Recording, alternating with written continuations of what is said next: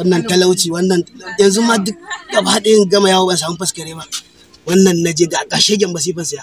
Tana da kuɗi ta bar ni ina shan wahala. Ana iya.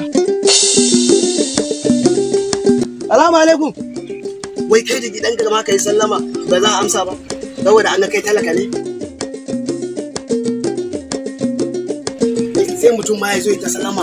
Oke kina jin mutum ma kenan. Suke dan Allah kina ta jin mutum na ta sallama ba za ki amsa sallama ba. Kai ta ka ke ji. Dan Allah ki ga yanda mutum ya sha wala yau ma faskaren duniya na ni ma in samu ma dan samu wani abu ba samu ban yin wannan ke ji. Wai kin dafa wani abu kuwa? Me ka ajiye da dafa cikin gidan? Wala aje.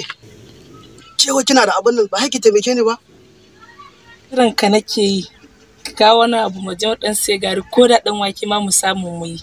Na so ki ce a gidan nan babu ko dan sauran ko zogale ba za ki samu ki hadade ba. Wallahi na ga miki yanzu haka ma ni ka tariya nan ina ga yana je wurin Salim mai dauri.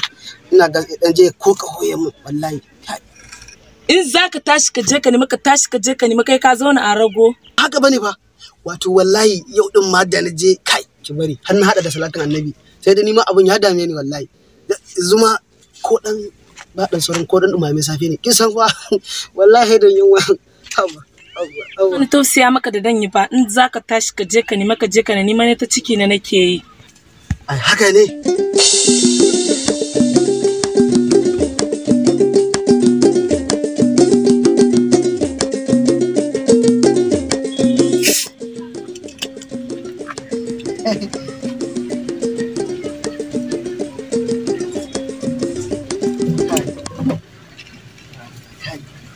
Ki ce a yi samuwa kenan. Ga wasu tura ne suka zo da dan san mana da me ki san wallahi ki tausaya mu fa nan a kare